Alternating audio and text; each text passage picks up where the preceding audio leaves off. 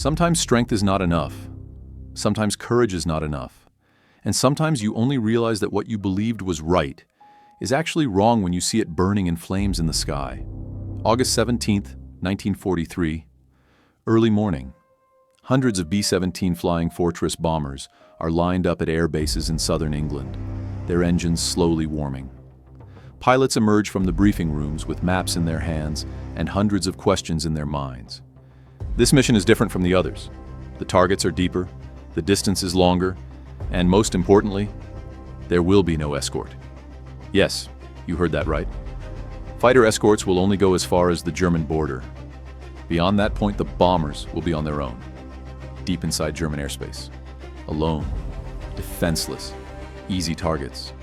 American commanders are fully aware of this. In fact, the entire plan is built around this risk. 2 targets, 2 waves, a simultaneous strike. The Messerschmitt factory in Regensburg and the ball-bearing plants in Schweinfurt. If these targets are destroyed, the German war machine could be severely crippled, making the risk worthwhile, at least on paper. But for the men sitting in the cockpit, this is not a plan on paper. It is a matter of life and death. Because everyone knows one hard truth: an unescorted bomber is nothing more than a slow, exposed target in the sky. So why did American commanders accept such a risk? Why did they agree to send bombers into the heart of Germany without fighter escort? And how did this mission permanently change American air doctrine for the rest of the war? You'll understand that in the later parts of the video. Because what happened in the skies over Schweinfurt, Regensburg was not just a battle. It was the collapse of a doctrine and the beginning of a new era. And this story reminds us of something uncomfortable. Sometimes winning can hurt almost as much as losing. The morning of Schweinfurt, Regensburg began with hope and anxiety tightly intertwined for the American pilots. Weather conditions were far from ideal.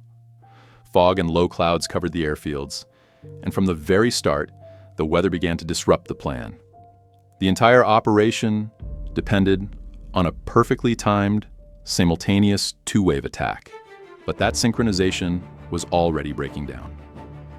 The first wave, assigned to Regensburg, took off in the early morning hours. 146 B-17 bombers formed a tight combat box and headed toward German airspace. The second wave, designated for Schweinfurt, was forced to wait. Thick fog caused hours of delay, and that delay destroyed the core logic of the mission.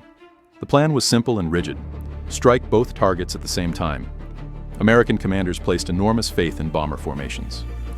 When B-17S flew in close formation, each aircraft's machine guns overlapped, creating a wall of defensive fire. In theory, this meant any German fighter approaching the formation would be torn apart. But what works on paper does not always work in the air. As the first wave approached the German border, the American fighter escorts turned back. From that moment on, there was no protection. Pilots radioed one another, repeating the same instruction: keep the formation tight. But beneath those words was the same unspoken question in every cockpit. Would that really be enough? Then the first German fighters appeared. Messerschmitt Bf-109s and Focke-Wulf FW-19. O's began circling the bomber formation at high speed. The German pilots were experienced, and their tactics were ruthless and precise. They attacked head-on, striking the bombers at their weakest point, then broke away instantly. American gunners opened fire, shell casings pouring across the cockpit floor, but landing hits was incredibly difficult. The German fighters were too fast, too aggressive. They struck and disappeared in a single pass.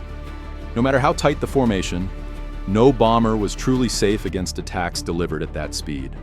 The losses began almost immediately. One B-17 was hit, its engine bursting into flames as it fell out of formation. Then another. Parachutes blossomed across the sky.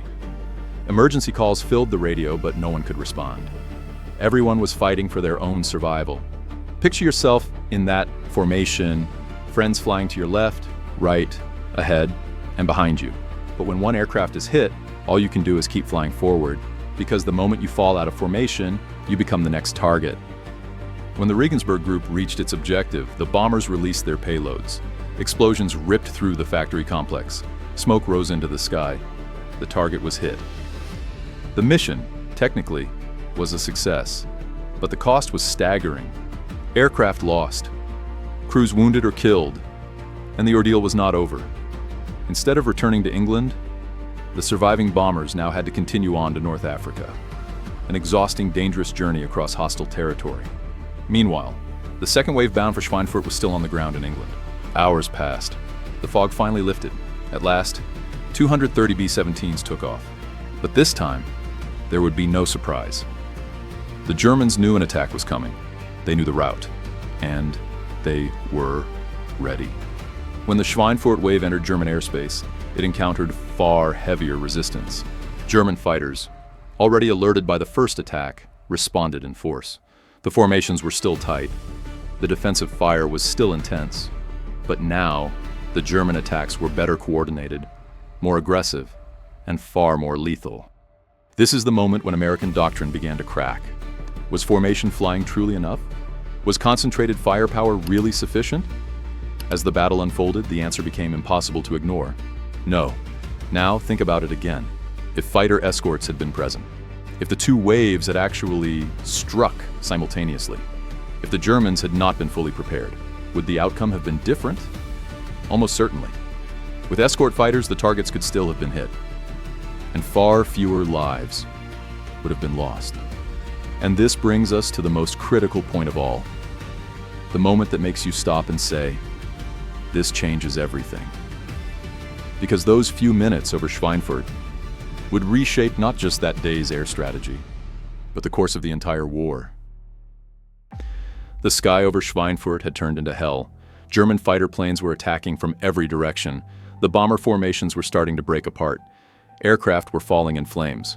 And for the pilots, there was now only one thought left: survival. American gunners fired with everything they had. Machine guns rattled without pause, barrels glowing red, shell casings pouring into the cockpit. But no matter how many German fighters were hit, more kept coming. This was deep inside German airspace. And here the advantage was entirely German. Every minute, new fighter planes were taking off. A B-17 pilot shouted over the radio, "I've lost my engines, I'm leaving the formation!" But leaving the formation was death sentence. A lone bomber was an easy target. And almost without exception, every aircraft that fell out of formation was shot down within minutes. Then the bombing commander spotted the target. Below, the Schweinfurt ball-bearing factory was clearly visible. This was the objective. This was why they had come. Bombs were armed, sights were aligned, and the moment had arrived. Then the same call echoed from bomber to bomber. Bombs away. The bombs dropped one after another, gliding toward the ground. In seconds, hundreds of bombs falling at once turned the sky into chaos. Explosions followed. Factory buildings were torn apart. Smoke rose high into the air. Yes, the target was hit. You might think this was the moment of victory, but it wasn't. No one felt victorious. German fighters were still circling overhead. Fellow pilots were still falling from the sky, and the journey home was far from over. Now put yourself in the place of that bombing commander. The mission is technically complete. The bombs have been dropped. The target has been destroyed. But when you look around, you see that half your formation is gone or badly damaged. Friends are falling, aircraft are burning, enemy fighters still surround you. So what is this? Success or disaster? Those few minutes over Schweinfurt became a brutal lesson for the U.S. Army Air Forces. Formation flying, firepower, courage, none of it was enough without escort fighters. German aircraft were too fast, too deadly, and too numerous. And this turned the return flight into a nightmare. With every passing minute, another bomber went down. Wounded pilots struggled to keep their planes in the air. Morale collapsed. Fuel levels dropped dangerously low.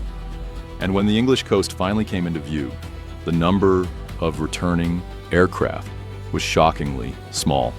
When the Regensburg group reached North Africa, the situation was somewhat better, but the losses were still severe.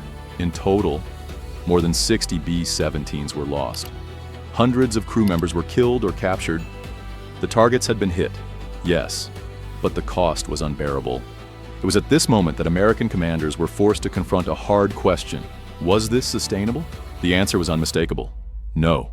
Schweinfurt, Regensburg marked the breaking point of the American daylight bombing doctrine. This mission made one reality painfully clear. Formation flying and defensive firepower alone were not enough. And the lesson that would shape the rest of the war was simple and brutal. Unescorted bombing was, in effect, a suicide mission. After Schweinfurt, Regensburg, nothing was the same. From that day forward, the U.S. Army Air Forces were forced to completely reevaluate their strategic bombing doctrine. The losses were simply too heavy, unsustainable by any measure. Yes, the targets had been hit. The Messerschmitt factory in Regensburg was damaged, and ball-bearing production in Schweinfurt was disrupted. But the cost of that success was more than 60 bomber aircraft, along with hundreds of pilots and crew members. American commanders quickly understood a hard truth. If every mission produced losses like this, the bomber force would be exhausted long before the war was won. In the aftermath of Schweinfurt, Regensburg, American strategic bombing operations were halted. For nearly 4 months, there were no large-scale daylight attacks deep into Germany. The reason was clear to everyone. Flying without escort meant mass casualties. So what was the solution? The answer was simple in theory, but difficult in practice. Long-range fighter escorts. Bombers needed fighters that could stay with them deep into German airspace and protect them from enemy interceptors. And this is where the P-51 Mustang entered the story. The P-51 Mustang would become one of the most decisive game changers of the war. It was long-range, fast, agile, and lethal. When it entered service in early 1944, American bombers no longer flew alone. Mustangs escorted them all the way to Berlin, fought German fighters head-on, and secured American air superiority over Europe. Without Schweinfurt, Regensburg, would the P-51 Mustang have been deployed so quickly and with such urgency? Probably not, because sometimes the most painful lessons lead to the most important transformations. The legacy of this mission was not only tactical, it was psychological. Pilots now understood that flying without escort meant flying toward almost certain death. Commanders understood something equally grim. Sending their crews on such missions meant sacrificing them for nothing. Perhaps the most important lesson of Schweinfurt-Regensburg is this: courage and strength alone are not enough. Wars are won with the right strategy, the right tools, and the right timing. And sometimes, what truly changes the course of history are the lessons learned after a catastrophe. In the next video, we'll examine how the P-51 Mustang became a legend in the skies over Europe, and how American air superiority was made permanent, because Schweinfurt-Regensburg was not an ending. It was a beginning.